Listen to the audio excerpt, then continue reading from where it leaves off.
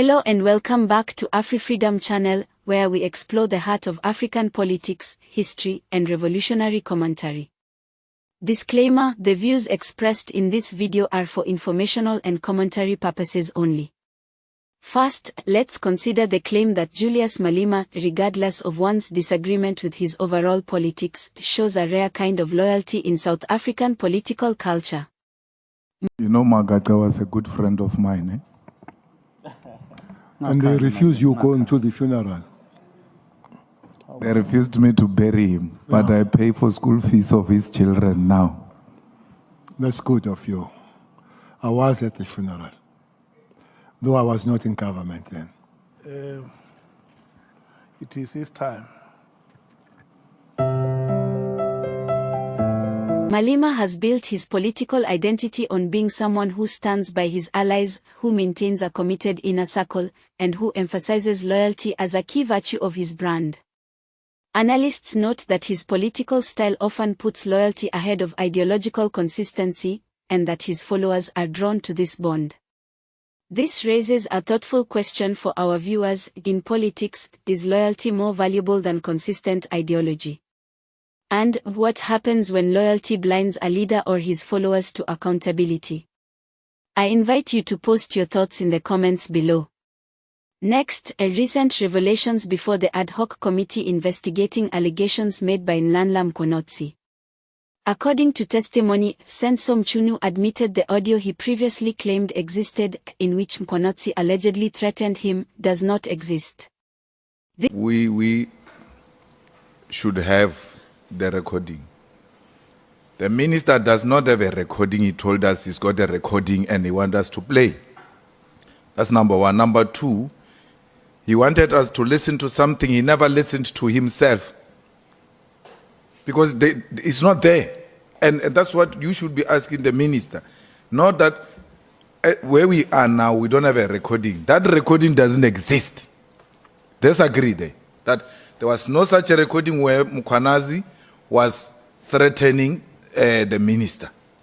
And that's why I was interested that he must bring that thing here, because we want to hear for real if minister was threatened.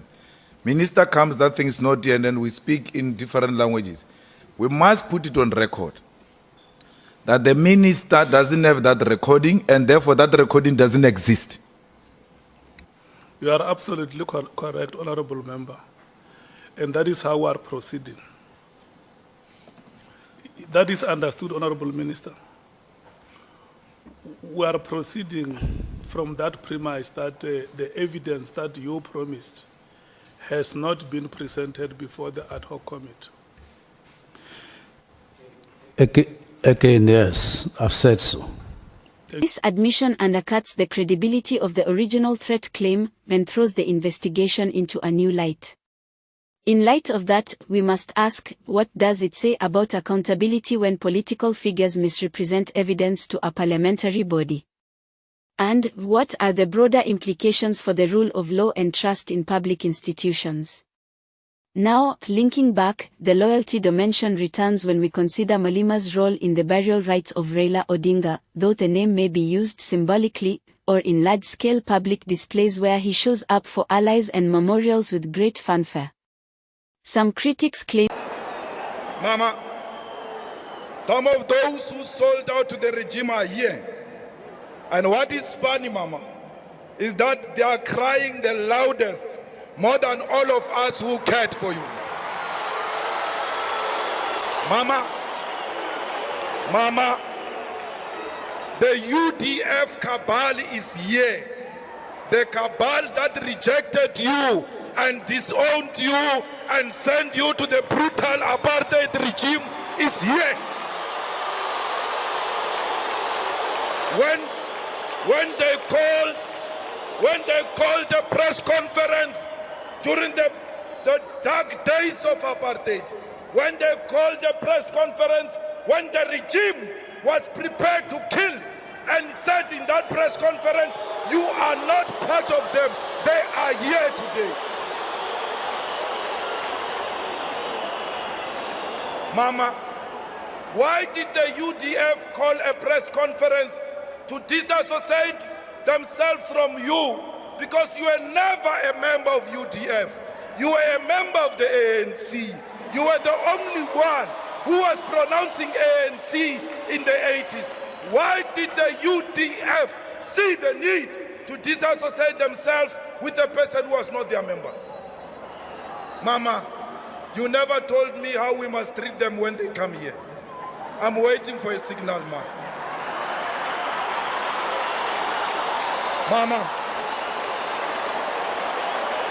Nomzamo, Mama Nomzamo, all those who resigned from the NEC of the Women's League because they said they cannot be led by a criminal, they are here. Some of them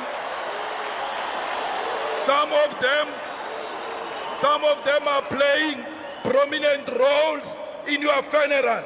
In a funeral of a person they called a criminal. In a funeral of a person they were ready to humiliate in front of the whole world. They are here,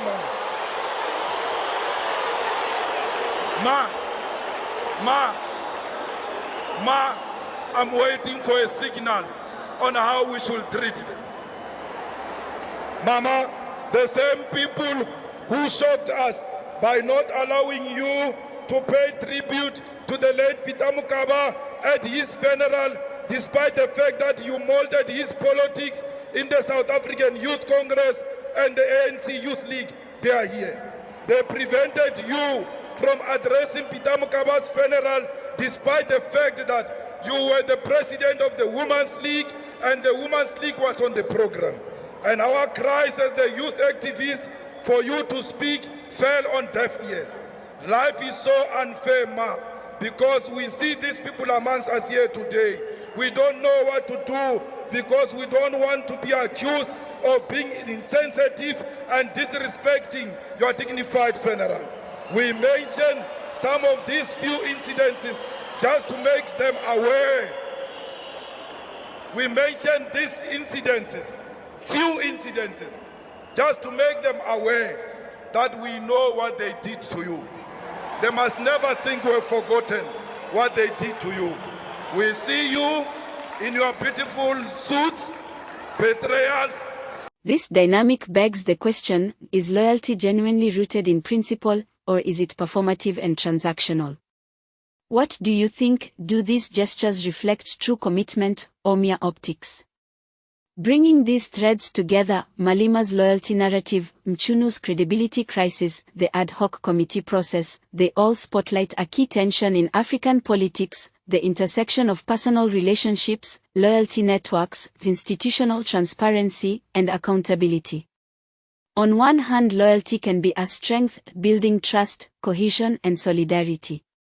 On the other hand, when loyalty replaces principle, when it shields wrongdoing or discourages dissent, it may undermine the very institutions we rely on for justice and equity. So I ask, in your view, is loyalty a virtue or a vulnerability in politics? How do we balance loyalty to people with loyalty to principles and institutions? I look forward to reading your comments. Conclusion. In the end, what we are seeing is far more than just a single case of alleged evidence manipulation or a single leader's performance of loyalty. What we see is a microcosm of governance challenges across the continent, the ways in which personal networks and political loyalty can shape outcomes in ways that bypass formal systems, sometimes for the good of solidarity, sometimes to the detriment of accountability. If we want governments and societies that serve all people fairly, we must ask not only who is loyal to whom but what is the loyalty serving. And who holds power when loyalty prevents challenge. Thank you for watching this episode of AfriFreedomChannel. If you found this insightful, please like, share and subscribe. And remember, true freedom begins when we think critically, challenge loyalties wisely, and demand accountability boldly.